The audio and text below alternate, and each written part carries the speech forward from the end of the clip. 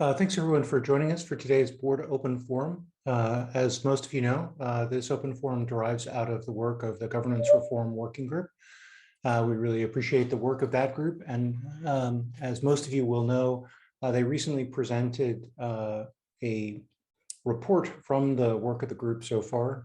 Highlighted in the report were a number of issues that were clearly of concern to the community, and this forum and the ones which will follow it are an effort by the board to make sure that we can hear the broader community on the topics which the working group identified as important.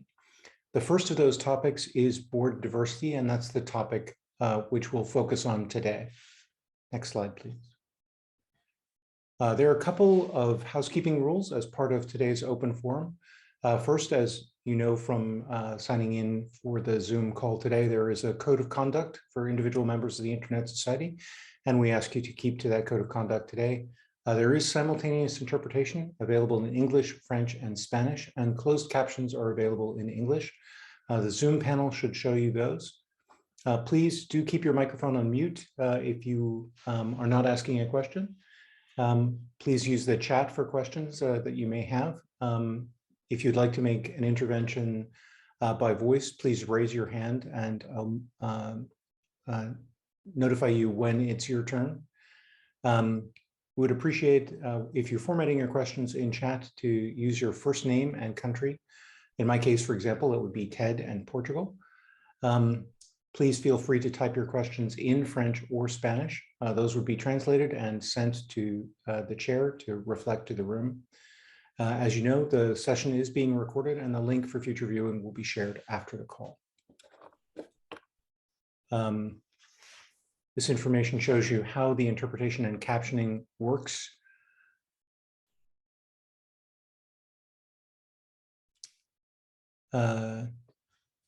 Next slide. Thank you. The agenda for today is a quick welcome and introduction. That's where we are right now. We'll then review what the constraints on the Governance Reform Working Group were, because obviously there were some topics which were established for them to consider, but some which they were also asked to keep off of the working group considerations because of legal or other constraints. There'll be a little bit of additional housekeeping, and then the floor will be open for comments and questions. Thank you. Next slide. Here are the constraints. For those listening, the constraints were consistent with the Internet Society's origin and mission statement and its incorporation documents. The proposals considered by this working group will not include proposals to reduce stakeholder community's ability to choose candidates to serve on the Board of Trustees, or proposals that would require relocation or dissolution of the Internet Society as it is currently incorporated in the United States. In addition, this working group will not consider proposals that would breach or negate current legal relationships and agreements between the Internet Society and ICANN, or between the Internet Society and the Public Interest Registry. So those were constraints on the work of the Governance Working Group, Governance Reform Working Group, and our constraints on today's discussion as well. Next slide. That brings us to the balance of time, which is for discussion, and at this point, the floor is open, and I look forward to hearing your comments.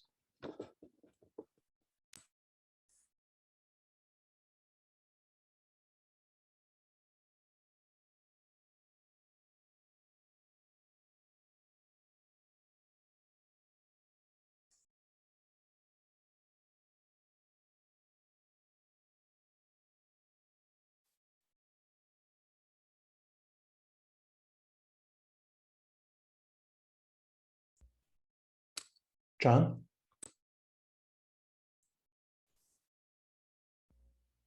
See if I can get my, there we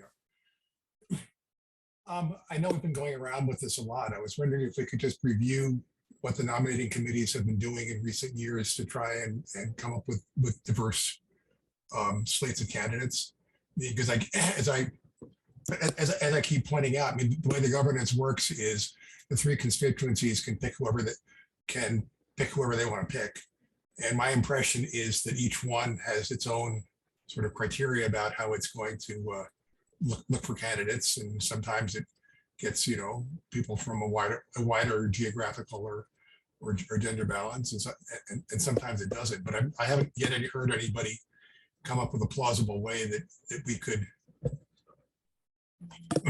without doing some gross violence to the way that the trustees are selected, have any sort of mandatory stuff. So basically the question is I've been on the board for a while. I mean, what have nomcoms done recently to look for diverse candidates? Clearly, there are a couple of different nomcoms involved. There's both the nomcom that the board itself runs for PIR, and then there's the nomcom for candidates for the organizational member and chapter member elections. Distinct from that is the selection mechanism done by the IAB, but for the two which are done related to the organizational and chapter members, I wonder if possibly one of the members of this year's committee would like to speak.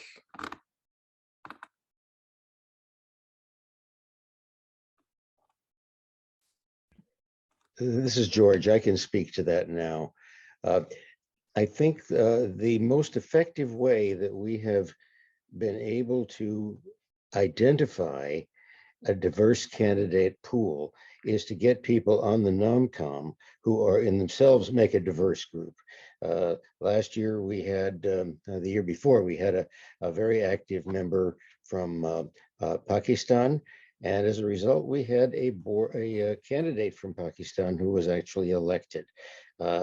This year, we had a larger diversity in the nomcom itself, and this has caused the members of the nomcom who were obligated to do recruiting for candidates they believe are worthy of serving on the board, are going to go into their regions and their countries and into the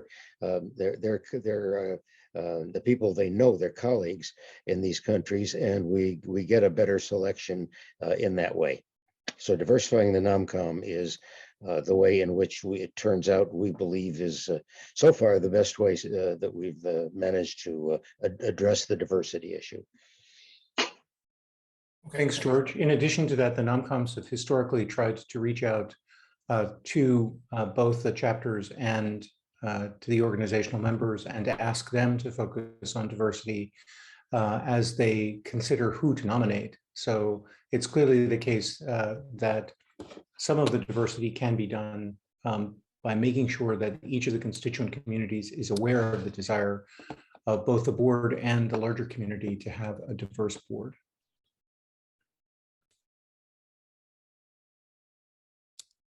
Luis? Thank you, Ted. Thank you, John, for your question. I can only say that the diversity in the nomcom reflects what happens in the chapters. There's nothing more diverse in ISOC than the chapters itself. So I strongly believe that chapters are, as you were referring to constituencies, that chapters are represented in the nomcom, and what we are getting as nominations from the chapters represent the diversity of ISOC itself. Thank you.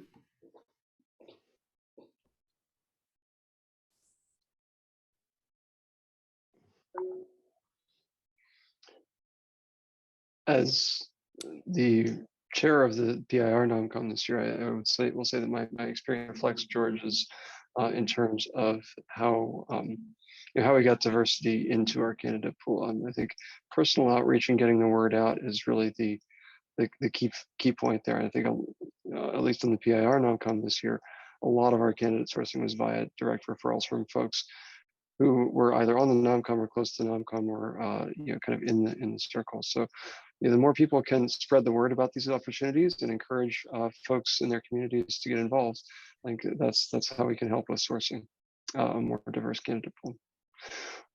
Another thing I believe I put in my PIR nomcom report this year that I think is interesting to track is kind of diversity through the process to make sure that the diversity we get in the candidate pools is tracked through as folks go through the process. I think that's some way we can help hold ourselves accountable on diversity as well.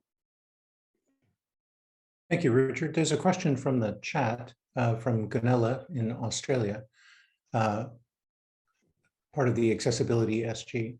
Has any consideration been done on quotas or similar on gender, disability, and geographic diversity? Has an increase of the number of board members been considered to address diversity? So people have discussed this, and I think as the point John Levine was making earlier is because each different constituency sends different members to the board, the idea of creating a quota has the practical effect of imposing something on three different groups, and those three different groups having to make independent choices which result in fulfilling a quota, which is difficult to do. So mechanically, that's been considered, but it's also been somewhat difficult to reconcile that with the constraints that were placed in the Governance Reform Working Group to ensure that the constituent groups of ISOC retained their ability to send members to the board.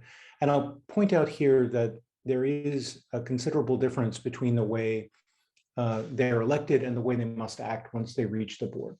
Once people are placed on the board, they have a fiduciary responsibility to the Internet Society as a whole. And so they are not there as representatives of the group which sent them.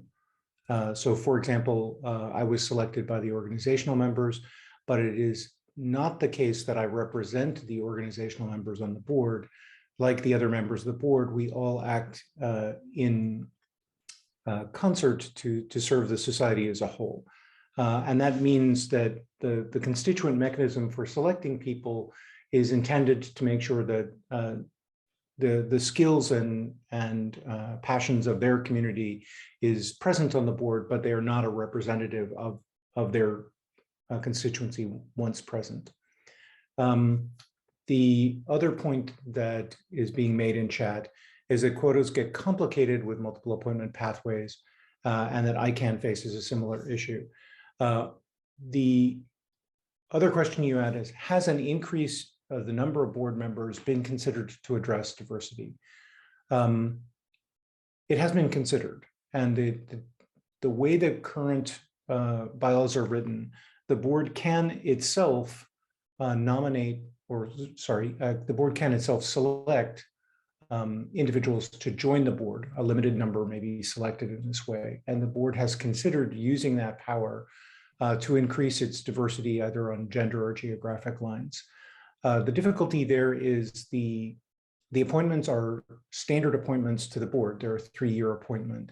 And the result of that is any effort that the board makes to increase its diversity through this means creates a 3-year appointment that doesn't necessarily reflect the same problems that the board would face in the following years.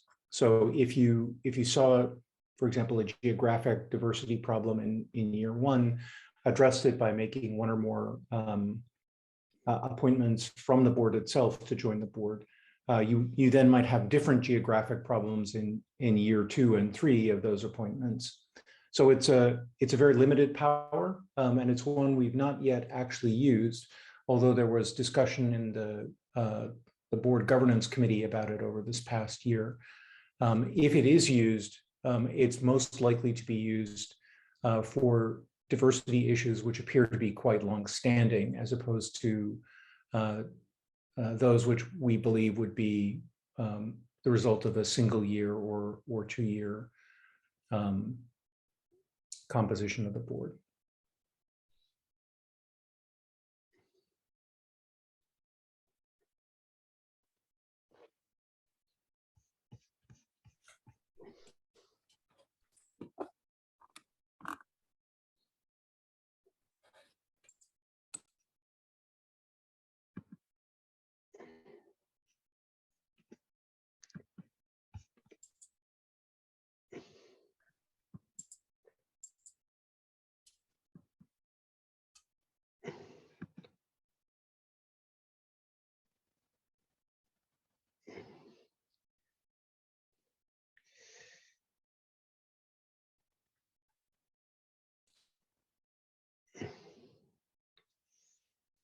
There's a comment from Paul Wilson in the chat that the explanation makes it seem like the diversity of the board changes often, but that's not the impression that one gets. I would suggest that a 3-year appointment by the board would still have a better effect on diversity. Thanks for your comment, Paul. Would you like to follow up by voice?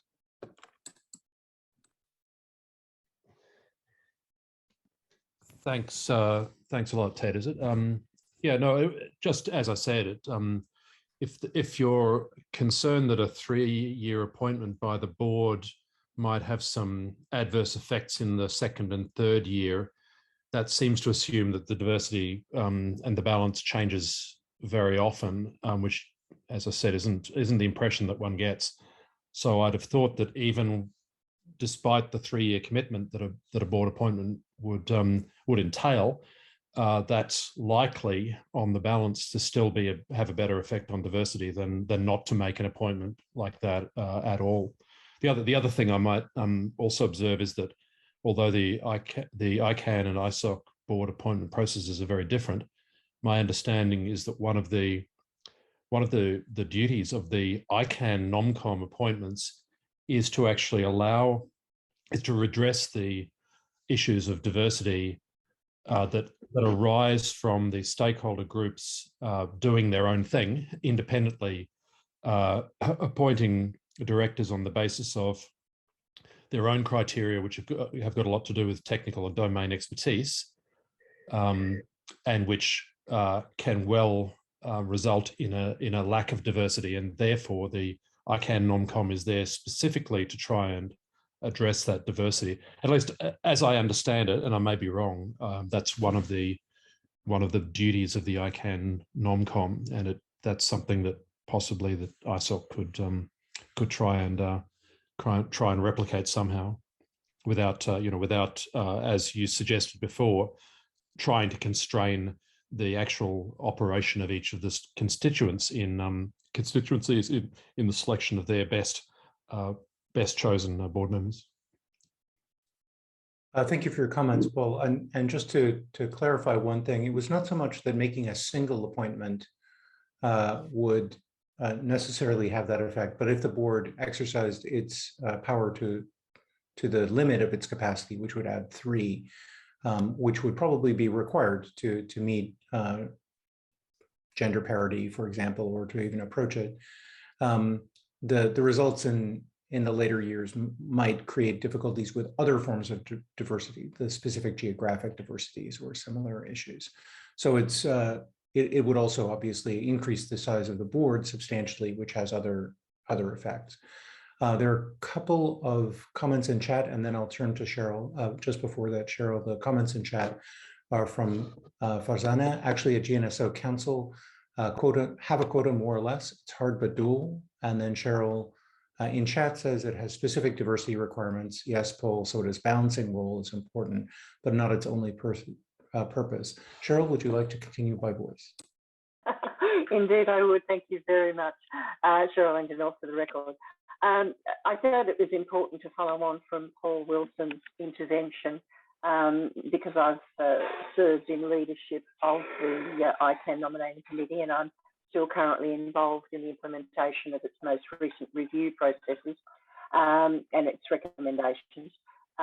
The balancing role that it picks up after the various component parts have made their appointments to try and manage as best as possible, and it is always limited because you can only appoint from the nominations you get. It does indeed have an important fill-in for various types of diversity. But one of its primary pillars, of course, is to work in areas of diversity that may not be as obvious as gender, accessibility, language use, type of economy that one comes from, but skill sets. And so there are nomination processes which also balance desired skill sets in a board. So I just wanted to throw that in there, that having that slightly different role, noting, of course, that the ICANN nominating committee is in fact an appointing body, not a nominating committee in the manner of the ISOC one. Thanks. Thank you. Richard? Yeah, I just want to thank Cheryl for a couple of points there, especially the point about skills diversity. It's that's certainly an area we considered on the PIR non-com this year as we try and kind of, much like the ICANN non-com, the PIR non-com we have here is an appointing body, not a nominating body. So we're very clearly thinking about how to put together the right team for the PIR board, including dimensions like skills. With that in mind, I have a couple of questions I would be interested in people's feedback on. One, on that, from that perspective of skills balance. Clearly the board, I think, I certainly do, I think others on the board would have an idea of what skills we on the board feel like the board could use, and what would be a consideration in that kind of skill set diversity. Wondering if folks would feel like that would be useful for the sitting board to provide maybe more detailed desiderata kind of advice to the community about what we think would be useful in the next round of appointments. So that's one question. The other question is kind of more generally, I would be interested to know which dimensions of diversity folks are most interested in here, and kind of how they think that relates to the work of the Internet Society Board. I know Cheryl highlighted a few: gender, geographic diversity. We've talked about skill set diversity, accessibility. I'll say in the PR non-com, we focused, the metrics I tracked were primarily geographic and gender diversity, but very interested to hear kind of which aspects of diversity are kind of top of mind for folks in this community. Thank you, Richard. I'll note that Charles Mock has a very similar question in chat, following on Paul and Ganella's questions and comments. Does the NOMCOM have any assessment on the relative problems we have with gender, disability, geographic, and skill balance? Which is the biggest gap you see? And Cheryl has followed up with gap analysis and desirable skills are certainly useful things to have identified. Are there comments from the floor on this point?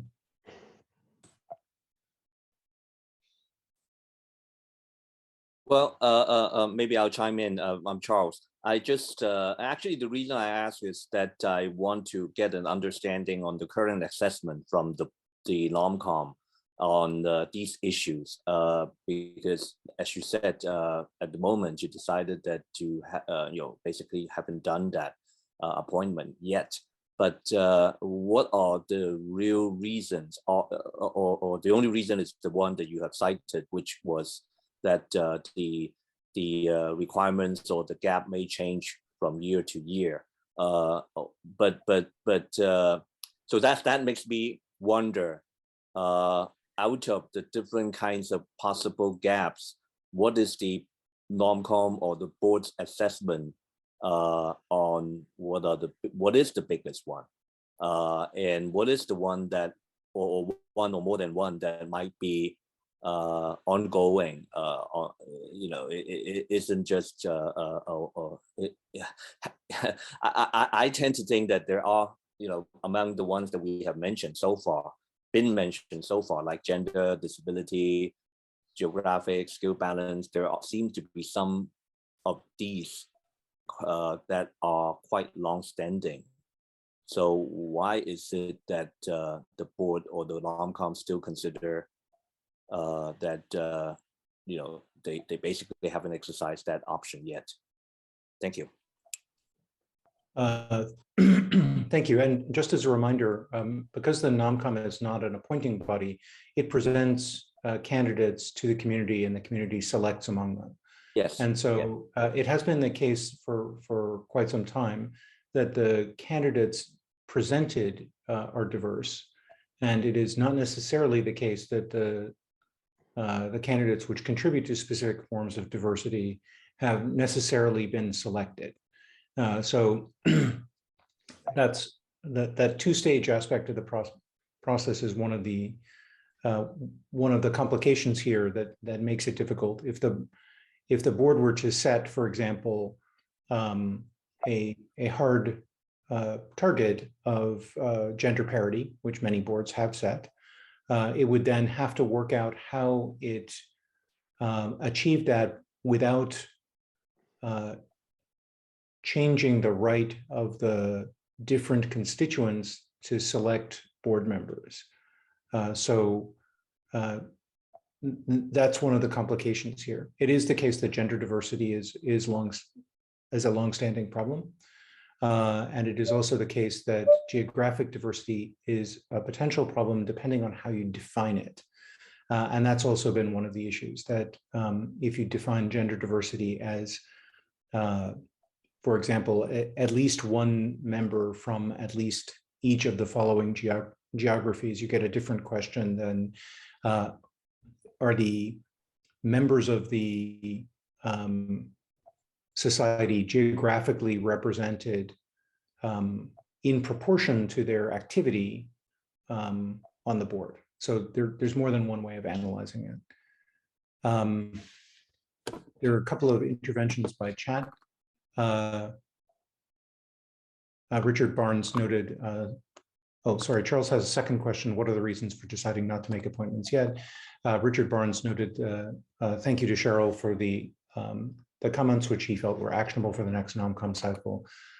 John Levine points out that chapters and orgs can also nominate anyone they want by petition, and voters can vote for whoever they want. And Farzana notes that she doesn't generally recommend looking at ICANN as a guide for diversity. They work hard on it, but unfortunately face a problem of new volunteers and new entries.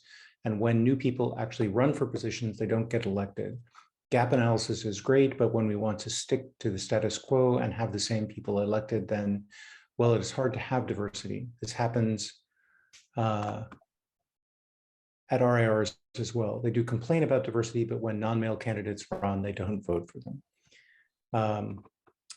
Charles noted that we had answered his second question, and Cheryl points out that the difference between the appointments by parts of ICANN versus the ICANN NOMCOM appointments. And Luis notes that as gender concerns, it is worth looking at gender balance in industry and in membership. Luis, do you want to raise that question a bit more? Yes, thank you, Ted. Well, during the last months, we have made some analysis on how the telecommunications industry is balanced in terms of gender, and also in other boards of that may be comparable to ISOC, and things are not balanced. There is no parity. So if we look into membership, that will be reflected into the chapter's ability to provide candidates for the board, then there's I will say it in a very electrical engineering way, there's a mismatch of impedance, because there is no parity on the origin. So it's hard to get a parity on the result. Yes. So, and there's also many measurements. Even a number of organizations study the diversity within the boards, and we are not in the line, but we are not very far from what you will expect from a charity organization, as happens in North America. Yes, and maybe in Europe. In Europe, there is a lack of studies on the balance regarding diversity in the boards. Thank you. Thank you, John. Cheryl points out that ICANN NC is specifically designed to bring in, where possible and practical, new people to new positions. And it is something that we do point out to each of the constituents on a periodic basis, constituent groups, that they don't actually have to elect folks who are directly part of their communities. So it's possible, for example, that the IETF could select somebody who has not participated in the IETF if they felt that person was an appropriate board member and the best available candidate. So it's a problem for them to identify such candidates and to solicit their participation in the process. But there is no restriction, for example, that the chapters select somebody who is currently a chapter member, that the organizational members select somebody who's currently part of one of the organizations, or that the IETF select one of its participants. does give them degrees of freedom there that might help them address the problem that Luis is pointing out.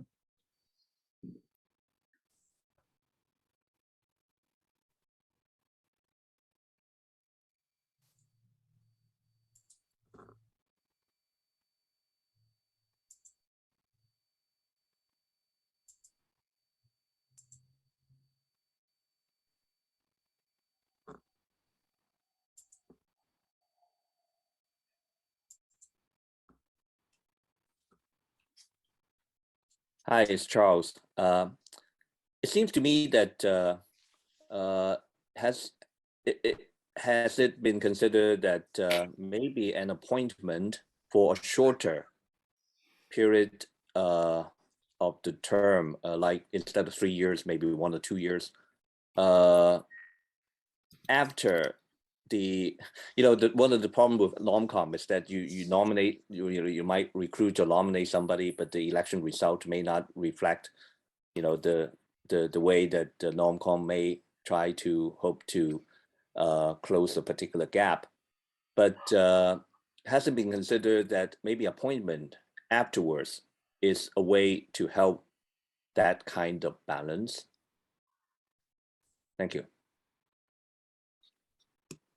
So that was the general problem that the governance board committee was discussing this year, and that is specifically if the Internet Society Board were to make appointments that were intended to resolve or to improve specific diversity questions, what would that process look like? And functionally, there is a question there.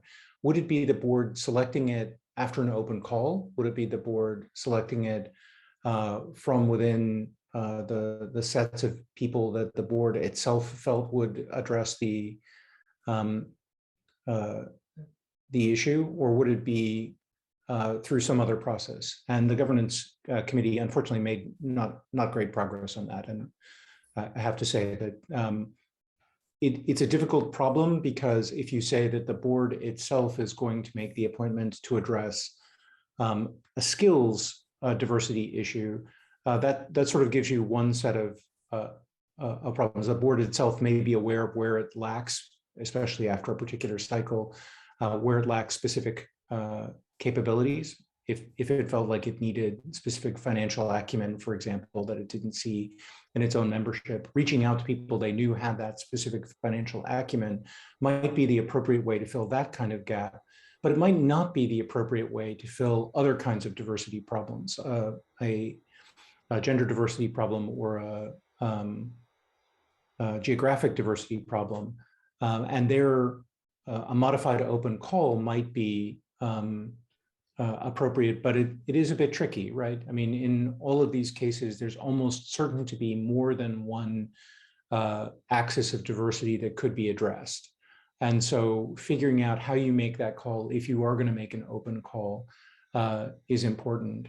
And if you're not, there's a real chance you're going to fill the gap with somebody who's already an insider. And that reinforces other ways in which boards can kind of ossify. So it's something that the board discussed in that committee, and unfortunately just didn't make enough progress to bring forward a proposal at this time. I see Richard's hand, and then there are some interventions in the chat, which I'll get to. Richard? Yeah, I was inspired by Charles's point about shorter terms. Just to comment on a different dynamic, a non-diversity dynamic here, which is a bit in tension, which is that the board, as it's constituted, in part due to how trustees are appointed, has, I think, an unusually high level of turnover relative to other boards of similar organizations, which can be good in terms of bringing in fresh talent, but is also a challenge in terms of maintaining some level of organizational continuity, institutional knowledge, and things like that, and keeping rapport on the board, and building a team, and things like that. So I think that's another thing to keep in mind if we were to consider things like shorter terms, is that would increase that kind of high turnover even further.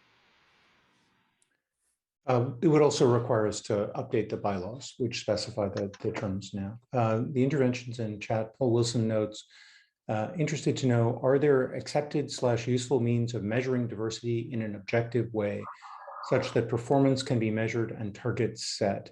Also interested on behalf of APNIC. There certainly are different measures that have been used in the past, and those can definitely be applied here. Luis has put a set of references into the chat for you. I will not read those aloud, but for those of you who are listening, they will be in the transcript.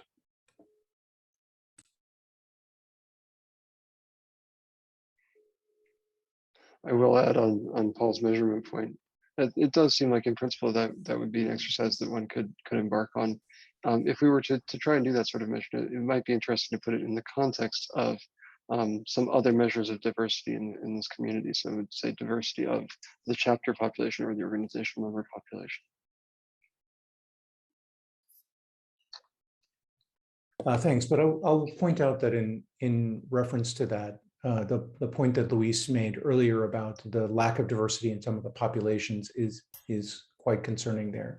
Sure. If you looked at the ITF, the ITF recently ran a survey in its most recent meeting, and among the survey responses were the self-identified gender diversity of the individuals at the meeting.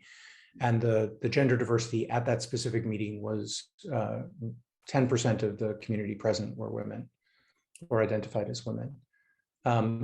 Obviously that means that the pool of people that they might draw on if they were looking internally would not itself have the diversity that might be a target for the board.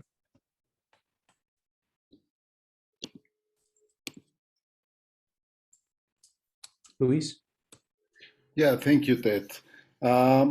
Also, if we look into geographical diversity as is a common measure, if we look at the places where ISOC has a presence, speaking specifically about chapters, we have to accept that in the Pacific region, there is no much ISOC presence, as well as in many countries that in Asia. So that makes also this impedance mismatch I was talking about. Yes, there is not enough possibilities for having a real diversity, rather than the places where we have a presence as a society. Thank you. Thanks, Luis, but I will point back to the point George made earlier, that if we have a NOMCOM which is diverse enough to include members from different geographies, the chance that the geographic diversity of the resulting candidate pool will increase is quite high. And the result then is that the board selection increases the possibility that its diversity will be high. So it's definitely the case that we can encourage folks in different regions to participate as members of the NOMCOM or to send candidates to the NOMCOM, and that will help ensure that the output of the process has a higher chance of diversity once the voting has occurred. I'll also point out that there's always a little bit of a question about geographic diversity of how you're counting it. For example, Charles, who is joining the board, is, I believe, currently in California, but I know his work primarily from his work in Hong Kong. And so there's a question of, do I count Charles from his current place, or from where the majority of his work has been, or from his natal place? Similarly, for myself, I've worked primarily in California, originally from the US, but I live in Europe, and specifically in Portugal now. How you count that diversity is another issue for ensuring you get geographic diversity. There's kind of no way of counting it that results in us not identifying at least some gaps in the current board, but it is important for us to understand what it is we're trying to achieve there.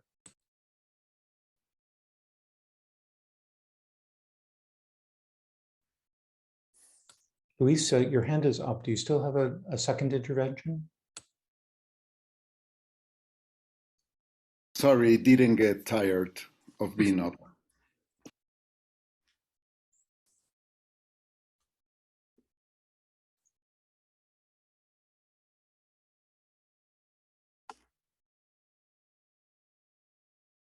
In chat, Ganilla asks, non-com diversity seems to be a key part to improve diversity. Are there good ways to stimulate non-com diversity?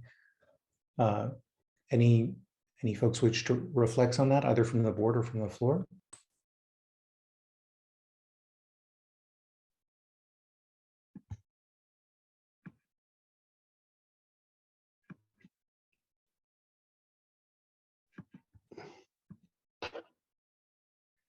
George? Yes, I can comment on that. The committee is made up by and must have at least one person recommended by chapters, by the chapters as a whole, and one person recommended by all of the organization members. Up after that, the choice of additional members is initially up to the chair, obviously to be approved by the board. And I purposely used that degree of freedom to select people who knew a lot about ISOC. There were 2 former ISOC board members on my committee, both female. And we went out of our way to get a diverse NOMCOM simply by selection. So in part, it's a function of what the chair does and what the board encourages the NOMCOM to try to achieve. Thank you. Thank you. And just to follow up on that, I'm not aware of any occasion where, at least in recent memory, the board has rejected a recommendation by the NOMCOM chair for somebody to become a member of the NOMCOM. So it is definitely the case that the NOMCOM has quite a good bit of freedom there. Hans Petter in the chat notes that his experience from previous NOMCOMs was that there were many axes of diversity. As long as experience on other boards or ability to understand US accounting rules or other special knowledge is used as filters, it's very hard to fulfill gender or geographic diversity. Hans Petter, did you wish to comment further? Just as a quick comment, the priority of rules, which is imposed as written rules or verbally when the NOMCOM starts its work, influences in a great way or in a big way the ability to choose candidates from the rather small pools of candidates we have seen, at least in the years when I was working on one of the committees.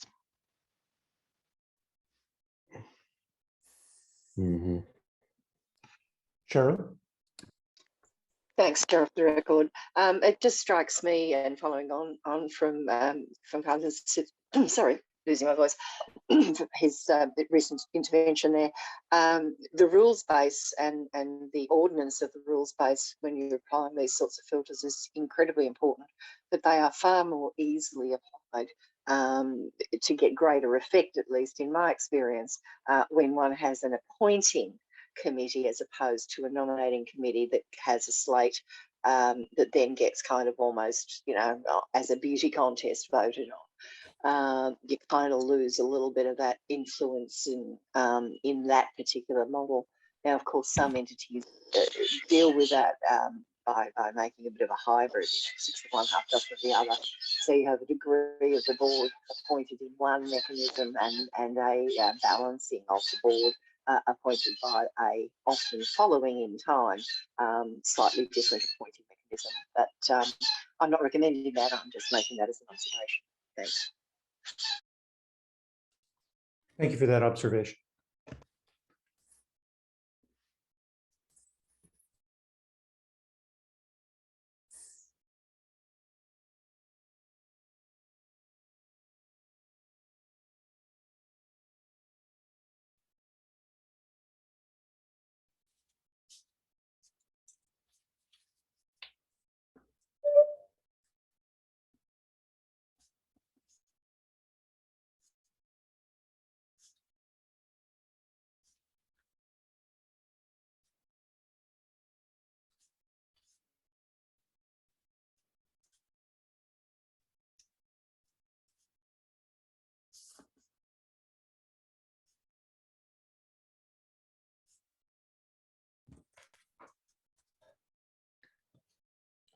I remind folks that if they would like to type their questions in French or Spanish into the chat, those will be translated. Or if they'd like to make an intervention in French or Spanish via one of the translators, please do use the facilities for that.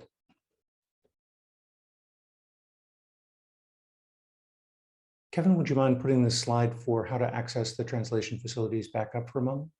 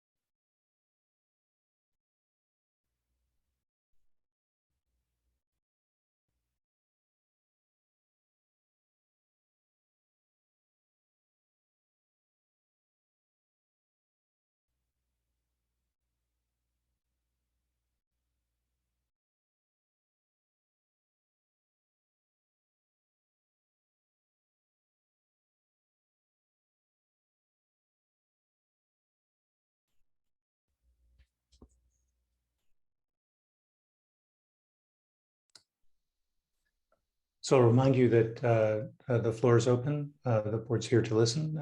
And if you have further comments on this topic, we're ready to hear them.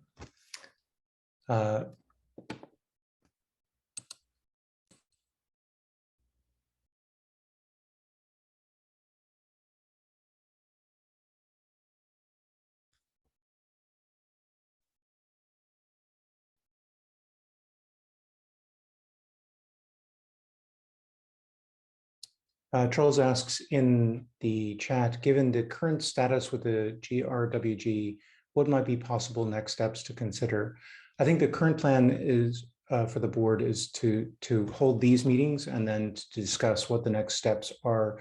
So as the first of four, this will be input into that board discussion and into the next steps. And it looks like, George, you have your hand raised. Yes, thank you. I wanted to make the comment on diversity that a discussion in this year's NOMCOM seemed to center more around the area of cultural diversity rather than geographic diversity, and that it was important to have various cultural frameworks from different regions with different customs available to make comments on the various candidates. That gets us away from geographic diversity and all of the issues that that go with it that have been mentioned. For example, you would be considered U.S. no matter where you worked, and Charles would probably be considered Hong Kong as a space that cultural space that he would represent. Thank you. Thank you for that reflection. To go back to Charles's question, the point that we were discussing earlier about whether or not the board would use its power to appoint to increase a specific access to diversity is one that I believe the board will continue to discuss and to work through what mechanisms it would use if it were to use that power. So advice from the community on whether they approve of the use of that power for this kind of diversity would definitely be welcome. And specifically, what process you would expect the board to use would be welcome. The other things the board might consider is taking some of the points that George made about the NOMCOM and working on ways to reinforce those either structurally or through communications so that the diversity of the NOMCOM remained a mechanism for increasing the diversity of the candidate pool and thus eventually of the board. Richard, you have your hand up. Yeah, thanks. The other potential action here that I think we touched on was this idea of leaning in someone's skill set diversity and having the board provide some feedback to the community about kind of what skills profile we think would be useful. That's something we've done for a few years on the PIR side. I think it's been helpful there. I think that's something we could definitely consider as a future, as an action for this community, for the ISOC board. Thank you, Richard. Mohammed? Yes, thanks, Ted. Mohammed Shabir for the record. 2 points. One is related to the exercise of the power, and that's the question that Ted posed to the community. My suggestion there would be that after the election process and the nomination process completes, there is like about 2 or 3 months time, which is used for the preparation of the incoming trustees, as well as the cycling process until the new board starts working.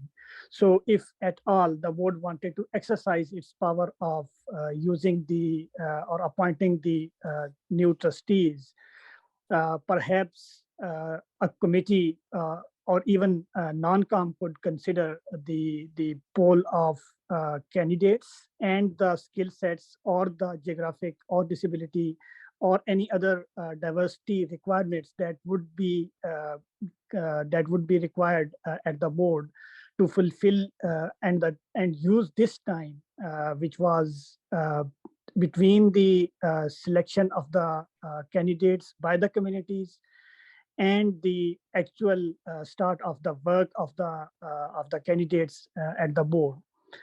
This can perhaps provide some time and the diversity if the board wanted to exercise its power, number one.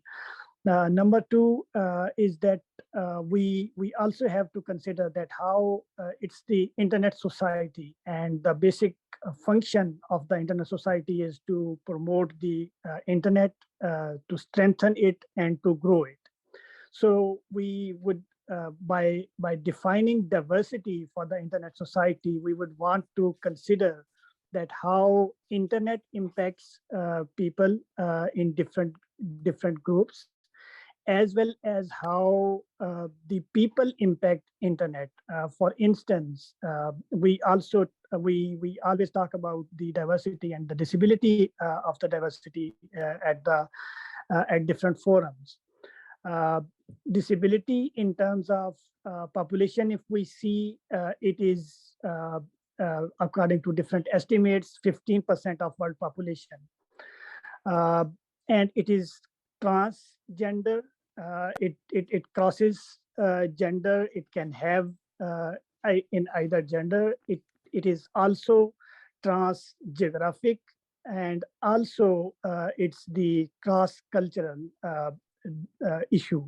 So when we are fulfilling this kind of or defining diversity, we would want to consider that how internet and people at the using internet define diversity and impact it.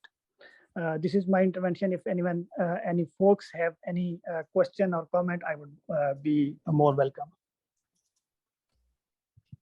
Thank you very much for your comments, Mohammed. On your first point, I noted that it sounded like you were recommending that the board make an appointment during the period between when the non-com has, after the votes have been counted and when the new members selected by the non-com or the IETF are seated.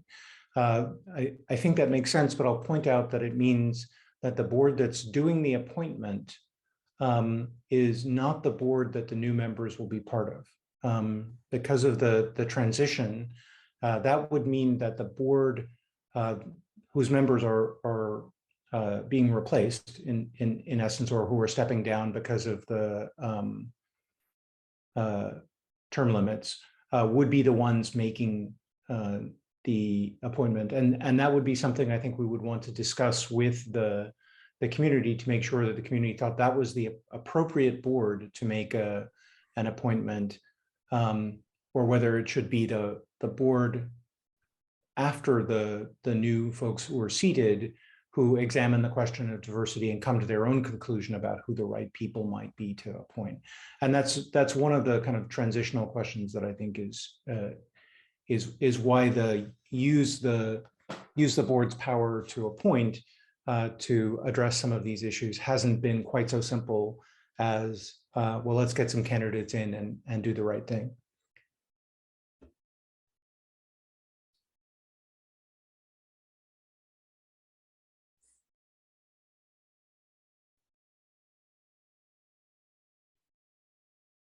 Mohammed, your hand is up. Did you have a further intervention?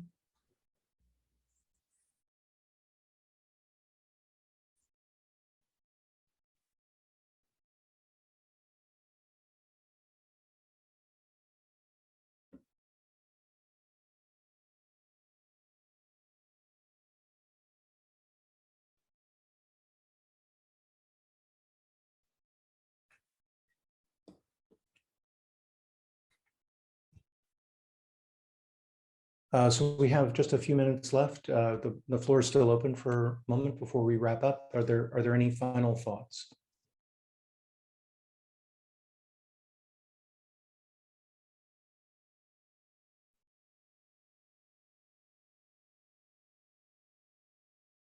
Okay. Next, I'd like to, just as a form of wrap up, thank both of the chairs for the Governance Reform Working Group for their work, Hans-Peter and George. We really appreciate the effort that you and that community put in to raising these issues to the board. Thank you very much. And we appreciate each of you who joined us here today for your thoughts and participation. There will be a second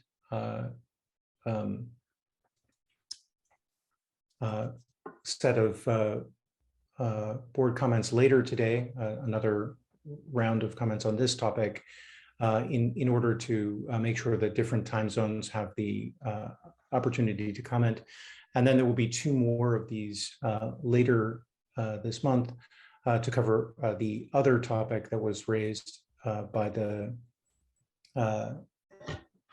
Governance Reform Working Group as a first round set of discussions. So we really appreciate your attention today and your participation, and we look forward to continuing this discussion with you in various other forums as we hold them. Thank you very much.